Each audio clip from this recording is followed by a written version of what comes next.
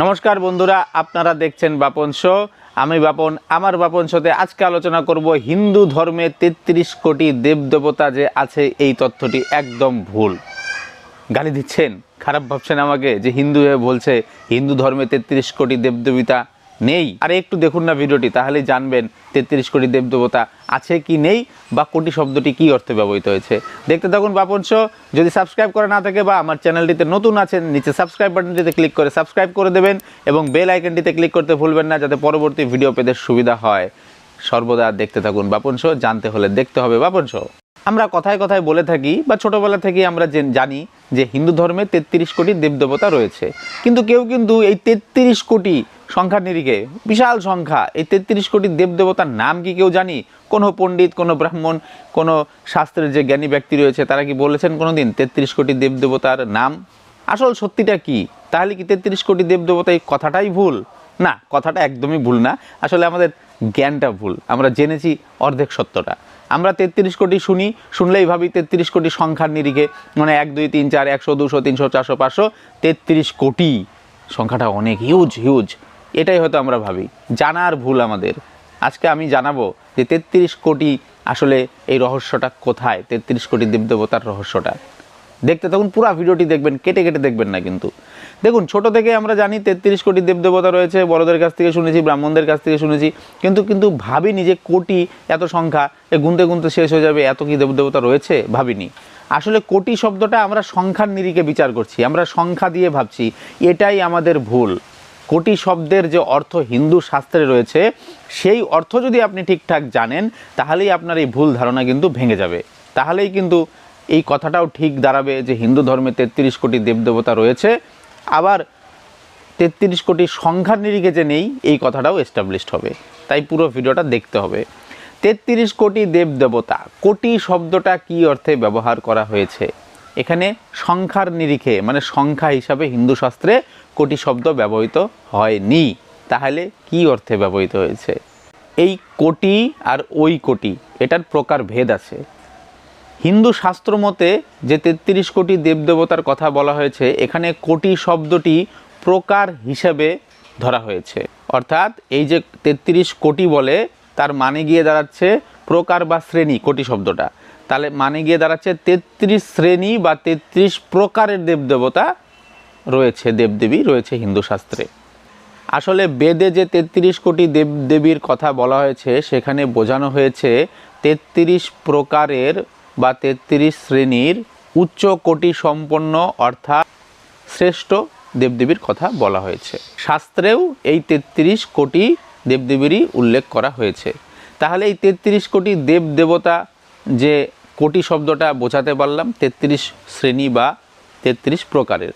তাহলে আমরা এবার জানবো এই ৩৩ কোটি বা ৩৩ প্রকারের দেবদেবীর নাম। একটু ধৈর্য ধরে শুনুন। ৩৩ কোটি দেবদেবতাদের শ্রেণীতে রয়েছে ৮ বসু, ১১ রুদ্র, ১২ আদিত্য ও ইন্দ্র ও প্রজাপতি।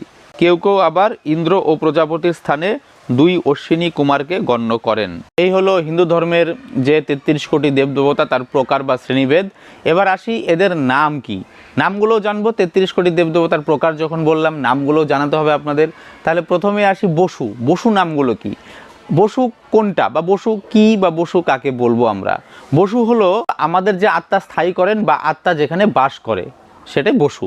এবারে যে বসু বলেছি, ৮ বসু রয়েছে। ৮ বসু কি কি? সেই নামগুলো হলো ধরা, জল, অগ্নি, বায়ু, আকাশ, চন্দ্র, সূর্য ও নক্ষত্র। এই ৮ বসু প্রজার ধারণ ও পালন করে থাকেন। এবার আসবো বসুর পরে রুদ্র। ১১ রুদ্রের কথা বলা হয়েছে হিন্দু শাস্ত্রে। এই ১১ রুদ্র কি কি, বা রুদ্র কি? রুদ্র হলো শরীরের অব্যয়। শরীর থেকে এই ১১টি রুদ্র বেরিয়ে যাওয়ার পর রোদন হয়, অর্থাৎ মানুষ কাঁদে। কেন? মানুষের মৃত্যু হয়। এই ১১টি রুদ্রই কিন্তু মানুষের শরীর থেকে বেরিয়ে যায়। অর্থাৎ মানুষের যখন মৃত্যু হয়, তখন এই ১১টি রুদ্র শরীর থেকে বেরিয়ে যায়, তারপর তার নিকট আত্মীয়রা কাঁদে। সেই সময় সেই কাদা হয় দেখে এর নাম হয়েছে রুদ্র, অর্থাৎ রোদন থেকে রুদ্র এসেছে। এবার শরীর থেকে যে নির্গত হয় এই যে ১১ রুদ্র, তার নাম হলো প্রাণ, অপান, ব্যান, সমান, উদ্যান, নাগ, কিরকল, দেবদত্ত ও ধনঞ্জয়। প্রথম 5 রুদ্র হলো প্রাণ, পরের 5 রুদ্র হলো উপপ্রাণ এবং অবশেষে একাদশ রুদ্র হলো জীবাত্মা। এই হলো 11 রুদ্র। এরপরে 12 আদিত্য কথা হিন্দু শাস্ত্রে রয়েছে। এই 12 আদিত্য কি বা কারা? আসলে কাশ্যপ ঋষির দ্বিতীয় শ্রী অদিতির 12 পুত্রই হলো 12 আদিত্য, যাদের কথা হিন্দু শাস্ত্রে রয়েছে, 12 আদিত্য দেবদেবীর কথা। এই কাশ্যপ ঋষির দ্বিতীয় শ্রী অদিতির 12 যে সন্তান রয়েছে তাদের নাম হলো অংশুমান, অর্যমান, ইন্দ্র, ত্বষ্টা, ধাতু, পর্জন্য, পূষা, ভগ, মিত্র, বরুণ, বিবস্বান ও বিষ্ণু। এদের উপরে ভিত্তি করেই কিন্তু বছরের 12টি মাস নিযুক্ত রয়েছে। পুরাণেও এদের নাম উল্লেখ পাওয়া যায়। পুরাণে এদের নাম একটু আলাদা রয়েছে, সেই নামগুলো আমি বলে দিচ্ছি, একটু মন দিয়ে শুনুন। পুরাণে যে নাম পাওয়া যায় তা হলো ধাতা, মিত্র, অর্যমান, শুক্র, বরুণ, অংশ, ভগ, বিবস্বান, পূষা, সবিতা, ত্বষ্টা ও বিষ্ণু। এই হলো 12 আদিত্য। এরপরে আসি 32তম দেবতা যিনি রয়েছেন তিনি হলেন ইন্দ্র। ইন্দ্র অর্থাৎ বিদ্যুৎ ও শক্তি। আবার 33তম দেবতা হলেন যজ। যজ অর্থাৎ প্রজাপতি, যার মাধ্যমে আমাদের বায়ু, দৃষ্টি, জল ও শিল্পশাস্ত্র উন্নত হয় এবং ঔষধি সৃষ্টি হয়।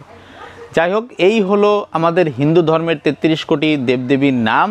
আশা করি আমি আপনাদের বোঝাতে পারলাম যে 33 কোটি শব্দটি অ্যাকচুয়ালি সংখ্যার নিরিখে হিন্দু শাস্ত্রে বলা হয়নি। কোটি শব্দের যে মানে সেটা আলাদা, সেটা প্রকার বা শ্রেণীভেদ, এবং আপনাদের ভুল ধারণাও এতে করে কাটলো ভিডিওটি দেখার পরে যে হিন্দু ধর্মে 33 কোটি দেবদেবতা তো রয়েছে, আসলে 33 কোটি মানে কোটি সংখ্যা নয়, 33 প্রকারের।